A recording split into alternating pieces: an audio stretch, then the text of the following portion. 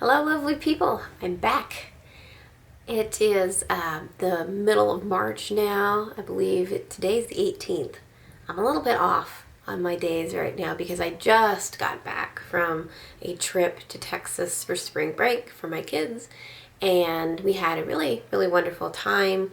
We went to Rockport, Texas. It's in the southern coastal regions of Texas, and it's near Portland. And the other larger city down there is called Corpus Christi. So it's a really nice little area. It is north of Padre Island area, so if you're familiar with that. Really nice little place to go and chill out and stay. My folks always go down there pretty much every year around this time and hang out for a couple of months, and then they end up coming back. So that is always what they do. They're just kind of like snowbirds. It's really good for them. And it's great because we get to go down and enjoy the lovely weather.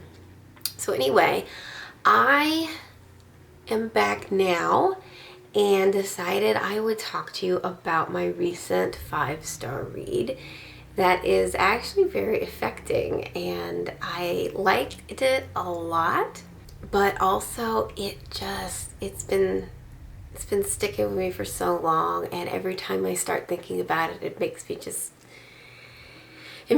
want to tear up and cry, and just for all kinds of reasons. So we'll get into that in a second. Hopefully I'm in a good place right now and I can make it through this without just starting to tear up and sob, because every time I think about the old man and the sea, I just start thinking about hardships and everything, and I just start crying, and it's just awful.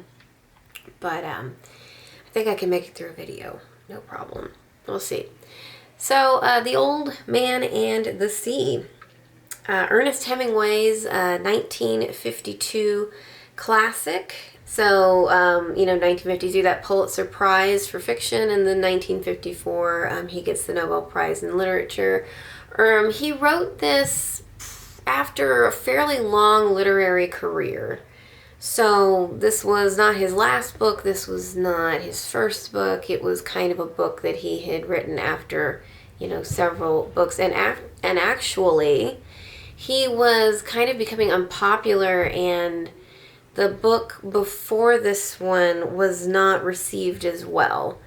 And they thought maybe he kind of lost the spark, lost whatever it is that makes Ernest Hemingway at that time. So he was kind of looking to come back into his own, I suppose, for that time.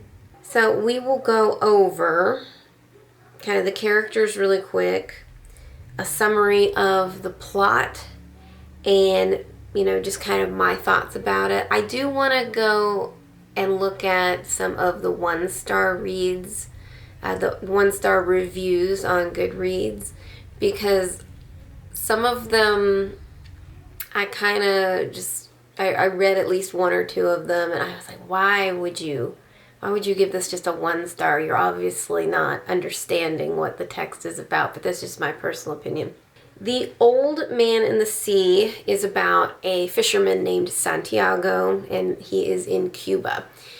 Santiago is actually originally from Spain. So he is a Spanish immigrant to Cuba, and he speaks Spanish, but he speaks kind of that Spanish, and he also speaks Cuban Spanish. So he kind of knows both. He has been a very unlucky fisherman lately. He has gone 84 days without catching a fish, without catching anything, and so he has been deemed by the town that he lives in as unlucky. He had a young man who helped him on his boat, and I believe his name was Manolin. Santiago refers to Manolin as the boy, because he was on the boat with Manolin since he was with Santiago since he was 5 years old, and teaching the boy how to fish and how to be a good fisherman and all of that stuff, and probably a lot of other things that happened between a man and a boy, as the boy is growing up. Probably taught him a lot of life skills, probably taught him a lot about life. So you assume that there is that relationship there between Santiago and the boy. The parents of the boy decide that they don't want him to be on Santiago's boat anymore because he's gone so long without catching fish. So the boy has actually been working with another ship. Santiago is preparing to get up that morning and go to the sea and go fishing, and hopefully he is really, really hoping to catch something that day. Maybe his bad luck streak will end. You know, he and the boy kind of have a daily thing in the morning where they'll talk to each other. The boy also likes to bring him food and to help him out because Santiago is a very old man at this time. I'm thinking Santiago is probably in his 80s. By this time, it's getting tougher and tougher for him to go out and actually fish and do that job because it's a very rough existence to be a fisherman at this time especially. Santiago and the boy say their farewells for the day, and Santiago gets in his boat and he goes out to fish. He ends up fishing for 3 days. So the first day he ends up going out and he does catch something, but he can't get it into the boat. And it is a marlin. It is a great, large, huge fish. And so Santiago decides that he's not going to give up on this fish. So this fish is so large, it drags the boat out into the greater ocean. So pretty far past the shoreline, very far out into the ocean from Cuba itself, where the village is in Cuba. The fish is struggling. Santiago is not giving up. He's struggling to hold on to this fish with the rope. He's cutting his hands on this rope. His body is hurting. He's had to sling this rope over his shoulder. He's just struggling and struggling and struggling with this fish. So he struggles with this fish for 2 days. And then eventually the fish does start to tire out, starts to kind of slow down, starts to give up. Santiago is looking for these specific actions that the fish is going to make before the fish is ready to be killed, before it's weak enough for Santiago to actually kill it. So the fish does eventually become weak enough for Santiago to kill it. Santiago then kills the fish with it's a spear, a fishing spear, and kills the fish. But the fish is so large, and Santiago has struggled so long, and he's so tired, and he's decided, okay, the fish is too big. I cannot get the fish into my boat. So I am going to strap the fish to the side of the boat, and we're going to sail back in. Now, he's so proud of himself at this point. He has gone through this struggle, this last hurrah, kind of as an old man.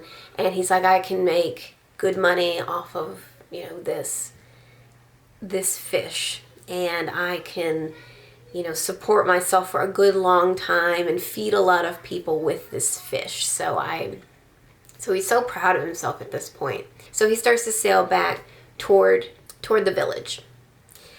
On the way, he runs into problems. So he says somehow, I think it was when he takes the spear maybe out of the side of the fish. I'm not for certain, but there's blood in the water.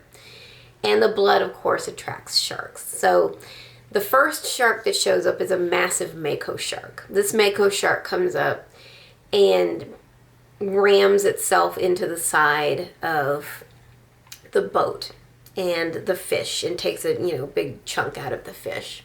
Santiago is upset that the fish, the marlin, becomes mutilated because it is a gorgeous fish to him.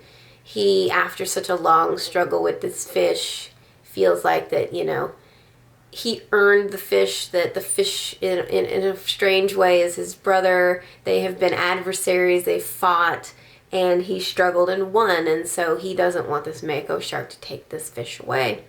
He uses the spear to kill the mako shark. The mako shark then is strong enough that it pulls the spear away, I believe, and he ends up losing both his fishing spear and the rope that is connected to that fishing spear. So he no longer has those tools for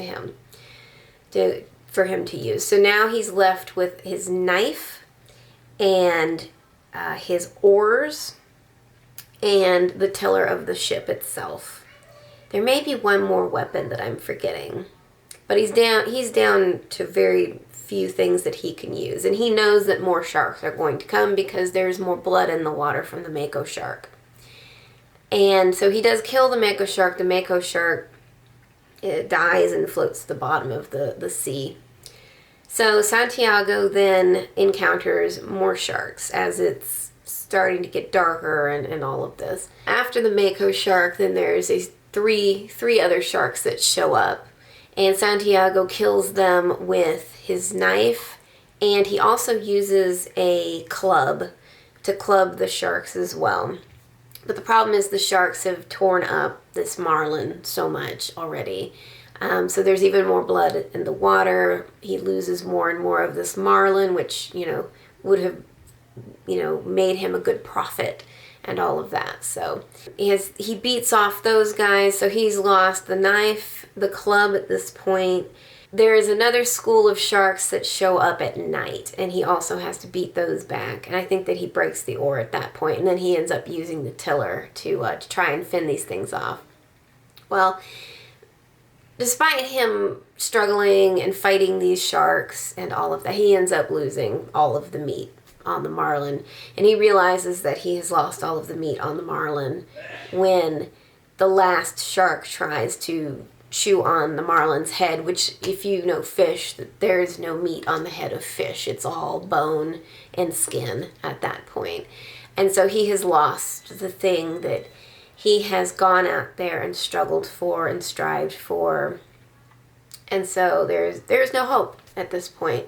He has wasted effort. He has gone out there, struggled his hardest, wasted effort, probably took too big of a bite himself, going out into the middle of the ocean. He berates himself constantly. He's like, why did I have to go after such a large fish? I should not have gone out for so far. I should have let it go.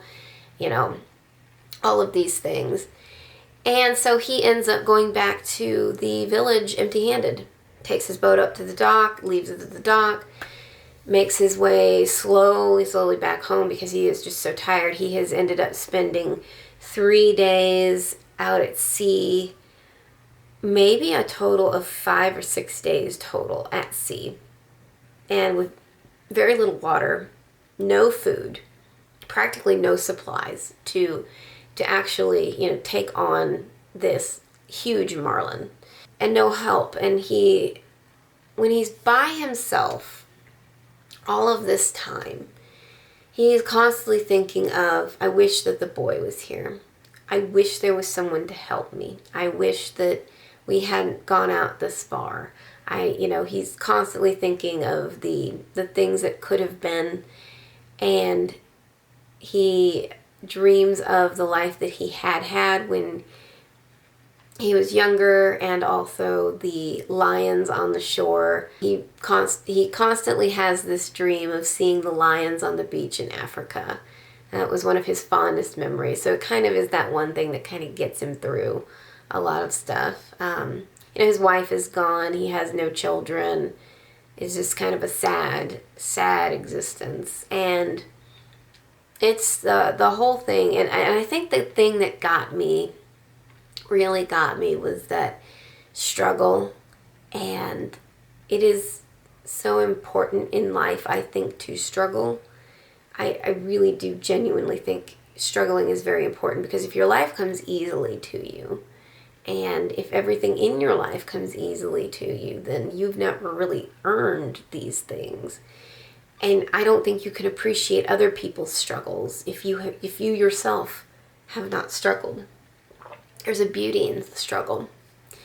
There's a beauty in life itself if you've personally gone through struggle and can just see the value in it. I don't know.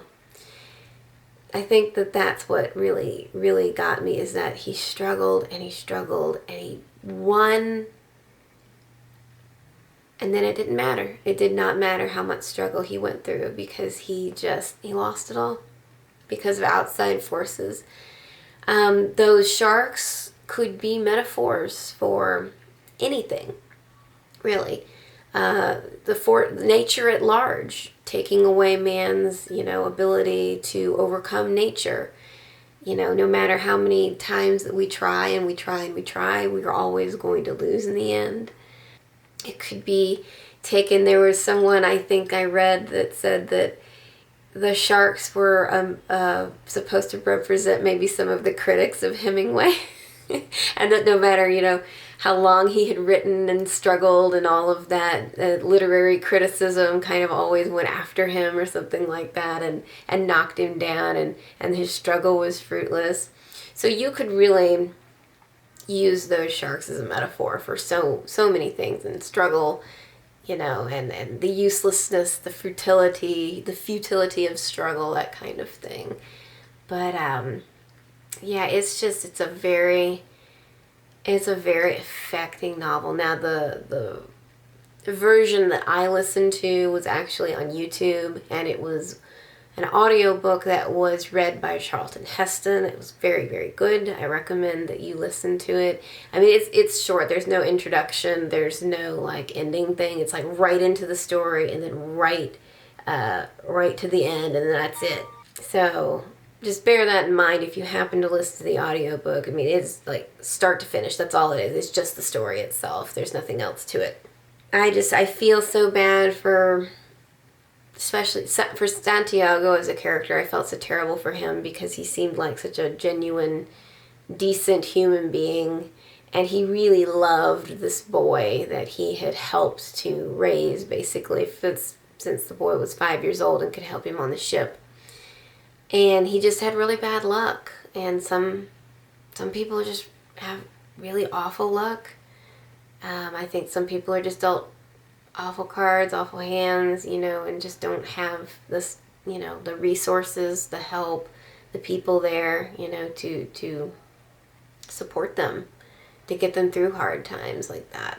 And he genuinely loved that boy, and that boy loved him back. And the boy helped him when he got back, kind of tried to help nurse him back to health in a way, got him, food and coffee and all of that after he came back, and made sure that he was asleep, because Santiago was dead on his feet walking back into the village after all of that happened. So it's The Old Man and the Sea, and it was such a good book. Such a good book. So anyway, that is The Old Man and the Sea by Ernest Hemingway. 5 stars all the way. I actually can't wait to read some more Ernest Hemingway. I think that maybe the next one I'm going to be reading is either A Farewell to Arms or The Sun Also Rises. That's right. I think I have The Sun Also Rises on my TBR list for maybe May or June. I don't remember exactly, but I will probably be getting around to that very soon. But anyway, I just thought it was such a wonderful book. I thought it was beautifully written. I think it's fabulous. I think everyone should read it. Let's actually look at some of the good reads on it. For me, it was a 5 stars. Absolutely perfect book. I think the one quote from this that I think lots of people know, man can be defeated but not destroyed. Even Santiago's struggle, even in his defeat, did not destroy him, which I think was very inspiring in a way. But I think you could take so much from this book, just from the battle, the struggle. You could maybe consider it Ernest Hemingway's commentary on war itself. Who knows? You could take so much from this book. I'm sure that people have written dissertations on this book galore. Theses and dissertations on this book. So a lot of people didn't understand the struggle of this, and there was one 1-star read that actually just got to me. It just starts out as, "Oh my good Lord in heaven, just cut your line, land your boat, and go to McDonald's." This is obviously somebody that didn't read the book. You have to read the whole book to understand it. I'm sorry if, you don't understand the struggle and you don't, want I don't think this person even wants to understand. This person sounds like somebody who has never had to struggle in their life, and they don't understand why anyone would bother to do that. Santiago, I mean, that person cannot put themselves in someone else's shoes. You know, they can't put themselves in someone else's shoes. You could put yourself in Santiago's shoes. I could put myself in Santiago's shoes. Because he had nothing. He had nothing but the boat. He had nothing but the boy. He had nothing but the village. He had nothing but himself to go out into that boat and try to catch fish every day. That is what he had. And he had like nothing. He is dirt poor. Barely had any clothing. Didn't have a floor. It was a dirt floor. And didn't have any pillows or mattresses or anything like that. He slept on newspaper.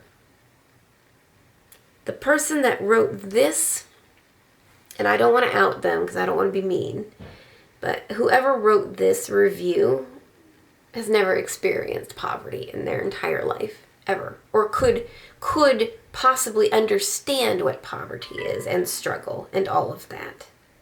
So many reviews. And again, it's always people that are just like, this is the worst book ever, just throw the fish back in. No, it's not about that. It's not about that at all. It's not about the fishing. It's about man's struggle. Yeah, every single one that's like a 1-star or a 2-star, they're just complaining that it's boring, it's all allegory, and I don't care, you know. It's just ridiculous. Who cares if it's all allegory? Of course it's all allegory, but it's about struggle. It's about battle. It's about salt and grit and needing to do this because you can't do anything else. Why can't people get that? I don't know. I personally think it's a wonderful, perfect book. Everyone should read it. I am glad that it is part of most of American curricula. I am so happy for that, because I don't think I was never told to read this book, actually, then I'm thinking about it. And I wish that I had, and I wish that I would have had the drive, actually, to read this sort of stuff when I was younger, too. But I really didn't at the time, and maybe high school is not the place for it. Maybe college, and if you are, like, majoring in literature, or you have to take a literature class as like part of your normal classes that you absolutely have to take. Yes, you definitely need to read Old Man and the Sea then. But anyway, that's all I have to say about Old Man and the Sea. It's a fantastic book. Pick it up, read it. It is good. And if you can't put yourself in Santiago's shoes, then I have no respect for you as a human being. I'm sorry. I love all of you. But please try to understand Santiago. Try to understand his struggle. And, find your own meaning in it. Because it's beautiful. And I love it. So, thank you all so much. Have a good day. Bye-bye.